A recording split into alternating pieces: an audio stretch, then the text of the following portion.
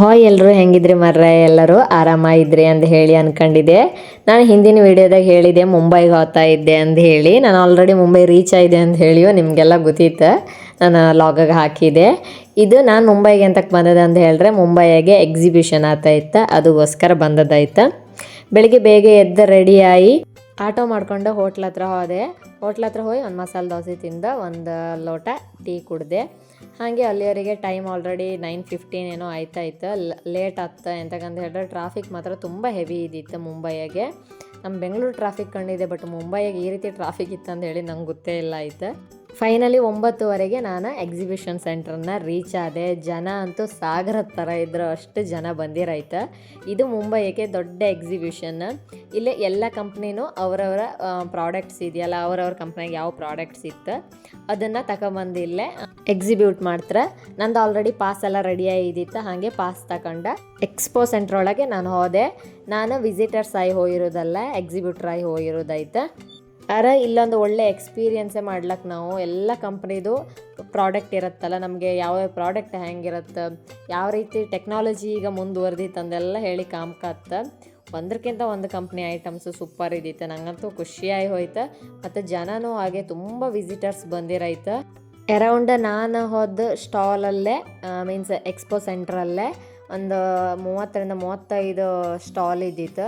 But ಎಲ್ಲದು ಬೇರೆ ಬೇರೆ ಕಂಪ್ನಿಯಲ್ಲೇ ನಾವು ಚೈನಾ ಕಂಪ್ನಿನ ಕಾಣ್ಬೋದು, ಬೇರೆ ಸ್ಟೇಟದು ನೋಡ್ಬೋದು, ಹಾಗೆ ಬೇರೆ ಎಲ್ಲ ಕಂಪ್ನೀಸು ನೋಡ್ಬೋದು. ಮತ್ತು ಯಾವ್ಯಾವ ರೀತಿ ಟೆಕ್ನಾಲಜಿ ಮುಂದುವರೆದಿದೆ ಅಂತೇಳಿ ಕಾಮ್ಕತ್ತ.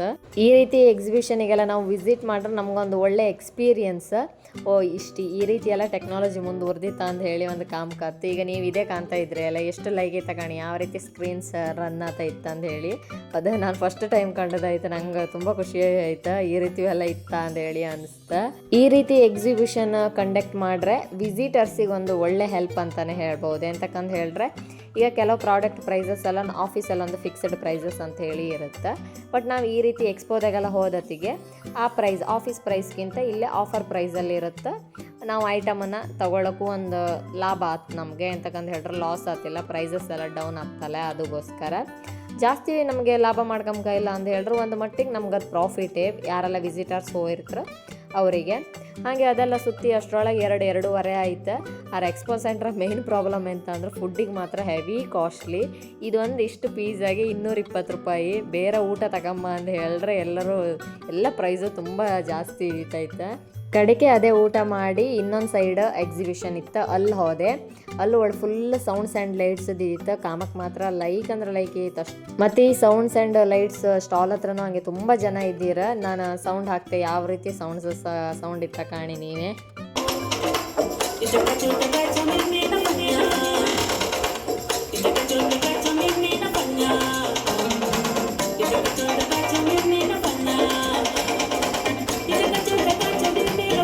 ಲೈಟಿಂಗ್ಸು ಹಾಗೆ ಚಂದ ಕಾಣಿಸ್ತಾ ಇದ್ದಿತ್ತು, ಚಂದ ಮಾಡಿ ಲೈಟ್ಸು ಸೆಟ್ ಮಾಡಿಟ್ಟಿರೈತೆ ಆ ಸ್ಟಾಲರ್. ಬಟ್ ಯಾವ ಕಡೆಗೆ ಅಂತ ಹೇಳಿ ಗೊತ್ತಿಲ್ಲ. ಮತ್ತೆಂತ ಅಂತ ಹೇಳ್ರಿ, ಈಗ ನೆಕ್ಸ್ಟ್ ಎಲ್ಲ ಸೀಸನ್ಸ್ ಎಲ್ಲ ಸ್ಟಾರ್ಟ್ ಆಗ್ತಲ್ಲ, ಇವಾಗ ಕೆಲವರೆಲ್ಲ ಪ್ಲ್ಯಾನ್ ಮಾಡಿರ್ತಾರೆ ನೆಕ್ಸ್ಟ್ ಸೀಸನ್ಸಿಗೆ ನಾವು ಇಷ್ಟು ಇನ್ವೆಸ್ಟ್ಮೆಂಟ್ ಮಾಡ್ರೆ ಇಷ್ಟು ಪ್ರಾಫಿಟನ್ನು ತೆಗಿಬೋದು ಅಂತೆಲ್ಲ ಹೇಳಿ ಕೆಲವ್ರು ಪ್ಲ್ಯಾನ್ ಮಾಡಿರ್ತಾರೆ. ಹಾಗಾಗಿ ಇದಕ್ಕೆ ವಿಸಿಟ್ ಮಾಡ್ತಾರೆ, ಹೆಚ್ಚಿನವ್ರು ವಿಸಿಟ್ ಮಾಡ್ತಾರೆ. ಕಡೆಗೆ ನಾನು ಹಾಗೆ ಅಲ್ಲೇ ಟೈಮ್ ಆಯ್ತು, ಟೀ ಕುಡುಕೋಪ ಅಂತ ಹೇಳಿ ಟೀ ಕುಡುಕ್ ಹೋದೆ. ಅಲ್ಲೇ ಎಕ್ಸ್ಪೋ ಸೆಂಟ್ರಲ್ಲೇ ಒಂದು ಟೀಗೆ 300 ರೂಪಾಯಿ. ಔಟ್ಸೈಡ್ ಹೋಗಿ ಟೀ ಕುಡುವ ಅಂತ ಹೇಳಿದ್ರೆ ಅಲ್ಲಿ ಹತ್ತಿರ ಎಲ್ಲೂ ಟೀ ಶಾಪ್ ಇಲ್ಲ ಆಯಿತು, ಬೇರೆ ಆಪ್ಷನ್ ಇಲ್ಲ, ಕುಡಿಯಲೇಬೇಕು. ಕಡೆಗೆ ಚಿಪ್ಸ್ ಇದ್ದಿತ್ತು, ಚಿಪ್ಸ್ ತಿಂದೆ. ಕಡೆಗೆ ಟೀ ತಗೊಂಡಿಲ್ಲ, ಕಾಫಿ ತಗೊಂಡೆ. ಕಡೆಗೆ ಸ್ಯಾಂಡ್ವಿಚ್ ಇದ್ದಿತ್ತು, ಅದು ಒಳ್ಳೆ ಇದ್ದಿತ್ತು, ಟೇಸ್ಟ್ ಇತ್ತು. ಕಾಫಿಯನ್ನು ನನಗೇನಷ್ಟು ಟೇಸ್ಟ್ ಅಂತ ಹೇಳಿ ಅನಿಸ್ಲಿಲ್ಲ. ಎಂತಕ್ಕಂತ ಹೇಳಿದ್ರೆ ನಾವು ನಾರ್ಮಲ್ ಬೆಂಗಳೂರು ಕಾಫಿನೇ ಸಕ್ಕತ್ತಿತ್ತು ಅಂದೇಳಿ ಅನಿಸ್ತು. ಅಲ್ಲಿ ಕುಡಿದ್ದೇನು ನಂಗೆ ಅಷ್ಟೇನು ಸ್ಯಾಟಿಸ್ಫ್ಯಾಕ್ಷನ್ ಆಗಿಲ್ಲ.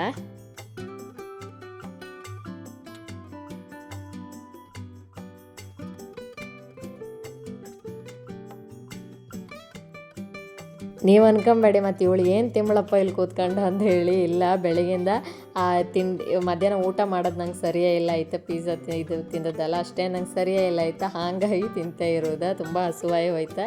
ನಾನು ಇದು ತಿಂಬತ್ತಿಗೆ ಹತ್ತತ್ರ 5:30 ಏನೋ ಆಯಿತು ಟೈಮ್. ನಂಗೆ ಇಷ್ಟ ಆದಂತ ಅಂತ ಹೇಳಿದ್ರೆ ಒಂದು ಒಳ್ಳೆ ವಾಟರ್ ಬಾಟಲ್ ಕೊಟ್ಟಿರೋ, ಅದು ಮಾತ್ರ ಸಖತ್ ಇಷ್ಟ ಆಯ್ತಾಯ್ತು. ಎಕ್ಸಿಬಿಷನ್ದು ತುಂಬ ವೀಡಿಯೋ ಮಾಡೋಕ್ಕಾಗಿಲ್ಲ, ಎಂತಕ್ಕಂತ ಹೇಳಿದ್ರೆ ನನಗೂ ಹೆವಿ ಕೆಲಸ ಇದ್ದಿತ್ತು, ಹಾಗಾಗಿ ತುಂಬ ವೀಡಿಯೋ ಮಾಡೋಕ್ಕಾಗಿಲ್ಲ. ಎಲ್ಲದು ಸೇಮ್ ಇದೇ ರೀತಿ ಇದ್ದಿತ್ತು, ಎಷ್ಟು ಸ್ವಲ್ಪ ವೀಡಿಯೋ ಮಾಡ್ಕೊಂಡೆ ಅಷ್ಟೇ. ಕಡೆ ಎಕ್ಸಿಬಿಷನ್ 6:30 ಹಾಗೆ ಮುಗೀತು. ನಾನು ಅಲ್ಲಿಂದ ಎಕ್ಸಿಬಿಷನ್ ಸೆಂಟ್ರಿಂದ ಹೊರಟೆ. ಅಲ್ಲಿಂದ ಡೈರೆಕ್ಟ್ ರೂಮಿಗೆ ಹೋಯ್ಕಿದ್ದಿತ್ತು. ಬಟ್ ಈ ಟ್ರಾಫಿಕ್ಕಾಗೆ ತುಂಬ ಲೇಟಾಗಿ ಹೋಯ್ತು. ನೀವೇ ಕಾಣ್ತಾ ಇದ್ರಿ ಅಲ್ಲ ಎಷ್ಟು ವೆಹಿಕಲ್ಸ್ ಇತ್ತು ಅಂತ ಹೇಳಿದ್ರೆ ಆ ರಿವ್ಯೂಸ್ ಮಾತ್ರ ತುಂಬ ಚೆಂದ ಇತ್ತು, ಸಖತ್ತಾಗಿ ಕಾಣಿಸ್ತಾ ಇದ್ದಿತ್ತು. ಇದು ಜಾಸ್ತಿ ಹೊತ್ತಾದ್ದಲ್ಲ, ಒಂದು 6:30 7 ಗಂಟೆ ಹೊತ್ತಿಗೆ ನಾನು ಈ ವಿಡಿಯೋ ಮಾಡೋದಾಯ್ತಾಯ್ತು. ಹಾಗೆ ನೀವು ಅನ್ಕೊಂಬ್ರಿ ಈ ಎಕ್ಸಿಬಿಷನ್ ಮುಂಬೈಯಲ್ಲಿ ಮಾತ್ರ ನೆಡೋದ ಅಂತ ಹೇಳಿ ಅನ್ಕೊಂಬ್ರಿ. ಇಲ್ಲ, ಎಕ್ಸಿಬಿಷನ್ ಎಲ್ಲ ಕಡೆನೂ ಇರುತ್ತೆ. ನಮ್ಮ ಬೆಂಗಳೂರಲ್ಲೂ ಎಕ್ಸಿಬಿಷನ್ ಆಗುತ್ತೆ. ಈ ಸಲನೇ ನಾನು ಬೆಂಗಳೂರು, ಹುಬ್ಬಳ್ಳಿ, ಹೋದ ಸಲ ಮಂಗಳೂರಲ್ಲಾಗಿತ್ತು, ದಾವಣಗೆರೆ ಆಗಿತ್ತು, ಎಲ್ಲ ಕಡೆನೂ ಹೋಗಿದ್ದೆ. ಆಲ್ಮೋಸ್ಟ್ ಎಲ್ಲ ಕಡೆನೂ ಎಕ್ಸಿಬಿಷನ್ ಆಗುತ್ತೆ. ಬಟ್ ಒಂದೊಂದು ಸೀಸನ್ ಟೈಮಲ್ಲಿ ಅವರು ಕಂಡಕ್ಟ್ ಮಾಡ್ತಾರೆ. ಜಾಸ್ತಿ ಫೋಟೋಗ್ರಫಿ ಅಸೋಸಿಯೇಷನ್ಸ್ ಎಲ್ಲ ಇರುತ್ತಲ್ಲ, ಅವ್ರು ಕಂಡಕ್ಟ್ ಮಾಡೋದು ಇದನ್ನು. ಹಾಗೆ ನಾವು ರೂಮಿಗೆ ಹೋಗಿ ಫ್ರೆಶ್ ಅಪ್ ಆಗಿ ನಮ್ಮದು ಸ್ಟಾಫ್ ಎಲ್ಲರೂ ನಾವು ಊಟಕ್ಕೆ ಹೋಗ್ತಾ ಇದ್ದು. ಇದು ಯಾವ್ದು ಡೇದ ಲಾಗ್ ಅಂತ ಹೇಳಿದ್ರೆ ಈದ್ ದಿನದ ಲಾಗ್. ಆ ಡೇ ನಂಗೆ ಡ್ಯೂಟಿ ಇದ್ದಿತ್ತಾಯ್ತು. ಅದೆಂತಾಯ್ತು ಅಂದ್ರೆ ಕಂಪ್ನಿ ಕಡೆಯಿಂದ ಈದದ ಫುಡ್ ಇದ್ದಿತ್ತು, ಫುಡ್ ಕಂಡಕ್ಟ್ ಮಾಡಿರೈತೆ. ಹಾಗೆ ನಾನು ವೀಡಿಯೋ ಮಾಡ್ತಾ ಇದ್ನಲ್ಲ, ನಮ್ಮ ಸ್ಟಾಫ್ಸ್ ಎಲ್ಲ ನಗಾಡ್ತಾ ಇದ್ರು, ಹಾಗೆ ಮಾಡ ಹೀಗೆ ಮಾಡ ನೀವು ವೀಡಿಯೋ, ನಮ್ಮನ್ನು ವೀಡಿಯೋ ಮಾಡ ಹಂಗೆ ಹಿಂಗೆ ಅಂದೆಲ್ಲ ಹೇಳಿ ಜೋಕ್ ಮಾಡ್ತಾ ಇದ್ದೀರ. ನನಗೆ ನಗು ಬಂದೋಯ್ತು.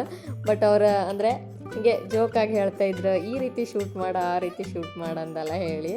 ಕಡೆಗೆ ಫೈನಲಿ ಹೋಟೆಲ್ ಹತ್ರ ರೀಚ್ ಆದವು. ಬಟ್ ಇಲ್ಲೇ ಊಟಕ್ಕೆ ಕೂತ್ಕೊಂಡದ್ದು ಯಾವ ರೀತಿ ಅಂದರೆ ಕೆಳಗೆ ಕೂತ್ಕೊಂಡು ಊಟ ಮಾಡೋದು.